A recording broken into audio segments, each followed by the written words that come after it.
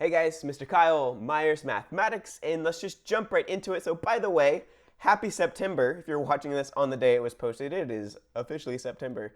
Where did the summer go? I mean, it's sort of like the summer's over, but we're on an eternal summer because of COVID.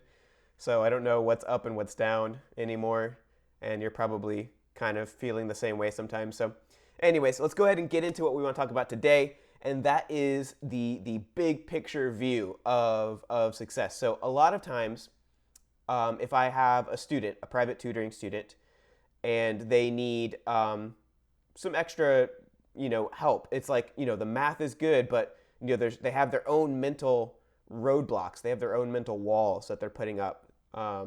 Sometimes we have to dig a little deeper and talk about the big picture, and that's what I want to do today, is kind of get into the big picture. And in fact, I want to talk about the three things that you need to have to be successful in general, and then kind of talk a little bit about how they apply to math. So before I get to those three things, there's a lot of ways that you can get good at math, right? There's online resources. YouTube is great. You're here, you're watching this, so obviously you think YouTube is great.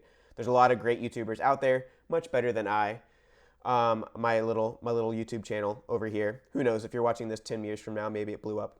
But anyways, you can do that. You can do online courses. You can do tutoring, right? I do private tutoring. That's primarily what I do at the time of this video. You can sign up for those courses at myersmathematics.com/sessions, and your first session is on me.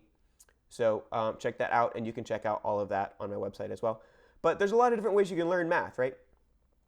So let's get into the three things, starting with number one. Number one is discipline. And the quote here is, "Discipline maketh a man." It's from a movie that I saw. But, or woman, obviously, but, alliteration. So anyways, if you want to get good at anything, if you want to be good at something, think about what you are good at, right? Think about if you have any hobbies. Maybe you're good at a sport. Maybe you have a favorite subject in school that you've always gotten A's at, just always, or anything like that. Now, you probably practice a lot, right? And you probably do a couple other things too, and we're going to get into that in the other two habits here. But if you practice a lot, you have the discipline to practice a lot, right? Just because you enjoy it doesn't mean it's not a discipline. You have a discipline to practice whatever your hobby, your talent, your favorite sport is. Okay, you have a discipline for that, and that's the big number one thing on this list. So for math, it could be as simple as doing your homework on time, but it could also mean that maybe you need to spend a significant amount of time on Khan Academy or YouTube, looking up YouTube videos, or maybe you need to buy a course, right? I have an online course on SAT that is pretty much done, and I'm going to be launching that soon. And there's a lot of other people that have online courses out there as well. So maybe you need to go that far, but you've got to build good habits. So that could be, for the math, but also just in general, right? That we're taking a broad picture view here: nutrition, exercise, cleanliness, learning, right? Discipline to always be a learner. Those are some important things to have. All right, so let's get into number two. Number two is planning. And this one is my favorite and my least favorite. I have a love-hate relationship with this because I'm naturally not a planner. I don't plan. I'm a spontaneous guy. I'm a spontaneous, fun-loving dude. So I'm not much of a planner, but fortunately I had a grandpa, called him Pawpaw, and one of the things that he always taught me was, remember your 7 P's, Kyle. Proper prior planning prevents pretty poor performance. Right? So the 7 P's. Proper prior planning prevents pretty poor performance. Try to say that extremely fast. Right? Like Peter Piper picked a peck of poop. Yeah, that one. So it's just like that. You need to prior plan so that you can prevent your performance being poor. If you want to perform well, right? If you have an upcoming math test, it would help if you plan out when you're going to study, right? And then have the discipline to follow through and actually do it. So for instance, let's say you're getting ready for a huge test, or let's say the SAT, right? So then that means you probably want to think about what time you want to do it and then do it. Now, it's not just about, saying, oh, well, right after school, obviously, I'm going to go, let's say, from 4 p.m. to 5 p.m. And that'll be when I study. Might not be math, but it'll be studying. That's my study time, right? I get my homework done, I do some studying. That's great. And if that works for you, awesome. Then you're already doing this. But maybe if your math score isn't as high as you'd like it to be, or if you're prepping for a test like the SAT and you want a really good score and you've done at least a PSAT or a practice SAT and your score isn't where it needs to be yet, then you need to up it, right? You need to do something else you haven't been doing before. So then that means you need to figure out how to study and plan smarter. You ever heard the term work smarter, not harder?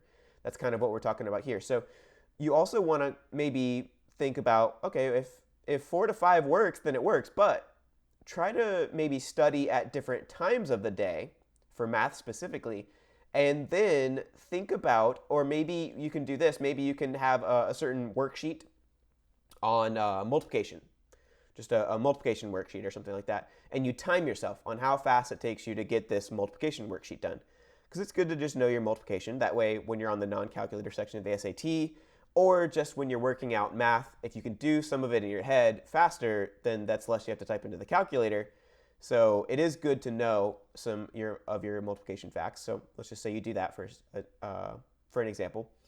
And let's say you find out that you got your multiplication sheet done 30 seconds faster than you did at any other time of the day. Let's say you tried several different hours of the day, and you find out that in the morning, actually, of all things, you're like, oh, I never thought I was a morning person. But for some reason, at 6 a.m., you're able to get that multiplication sheet done at 30 seconds faster.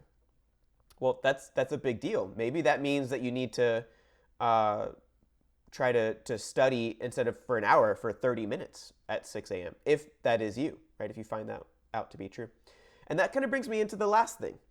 That brings me into point number 3. So point number 1, discipline. Point number 2, planning. Point number 3, sacrifice. And I don't have a quote for this one, but I feel like sacrifice is something you don't need, probably don't need a quote for, I guess, because that could get really dark really fast. But anyways, so successful people know that if you give up a little bit now, with discipline and planning, of course, all this kind of ties together, then you can get a reward for it. You can reap the reward later, right? So to kind of drop a little proverb on you, it's said that if you don't give up, if you don't grow weary of doing good, then at the proper time you'll reap a harvest. If only you won't give up. Okay, so that means that go through with a little bit of sacrifice now so that you can reap the reward later. So what that looks like is maybe you have a major test coming up, or the SAT. So maybe that means, just for the time being, right? I'm not saying like this stuff is bad, but maybe for the time being, put down that controller or that fiction novel or whatever that extra thing is that takes up some extra time, right? And by controller, I mean either a video game controller or TV remote, or maybe you do games online on your computer or whatever.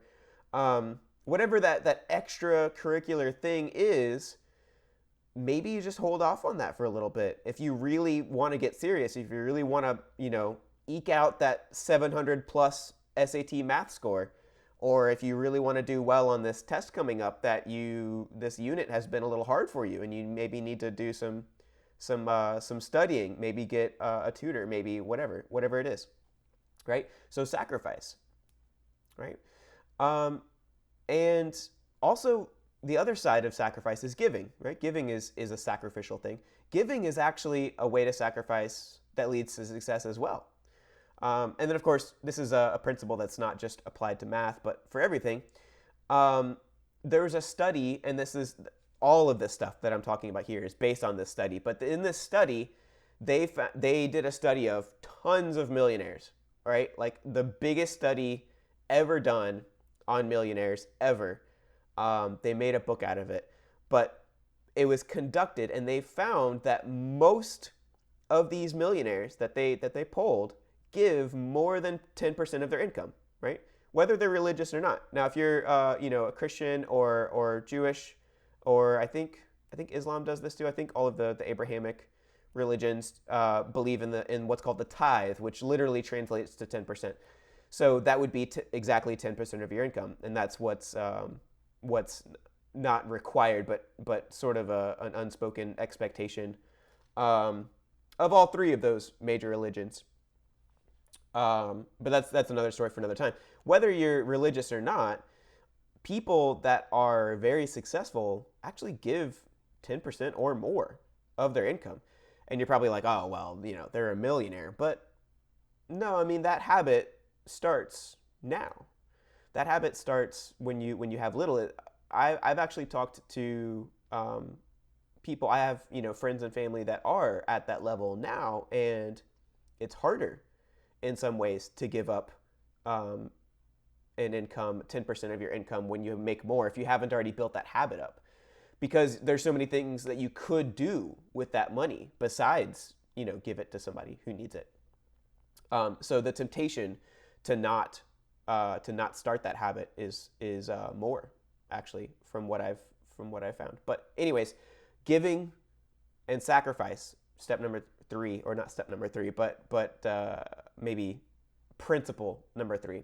Right. So in order, that's 1, discipline, planning, and then sacrifice. So that's everything I wanted to talk about today. Those are the big 3 things that will make you successful in life, but also can be applied to math. And as always, I hope this video was super, super helpful. And hey, before you go, if you haven't already grabbed my 5 math mistakes that everyone makes and how to avoid them guide, it's a guide that I put together a while back. It's basically starting off with, I'll give you a sneak peek. It's got negatives as the first thing, right? The negative sign is the number 1 reason why people miss math problems, right? And then it kind of actually leads into more general principles, kind of like this video, with the last thing, the last type of math mistake being the most general, and that is having a fixed mindset. That's the ultimate wall that people hit, is having a fixed mindset, not thinking that you can, not thinking that, oh, I'm just not a math person. That's nonsense. Nonsense. Everybody can have a degree of excellence in mathematics, because everything that you do that has been done by humans, right? Obviously, people can't fly unguided, but everything that has been done by man can be done by you, at least to a degree, right? Obviously, pre-existing conditions, things like that, but to a degree, you can do what you set your mind to, even if you aren't currently that great at it, with a little bit of discipline, planning, and sacrifice. So that's what's in my 5 math mistakes everyone makes and how to avoid them. It's a free PDF on my website. Just go to my website, myersmathematics.com, and you can grab that from there. And I'll see you in another episode.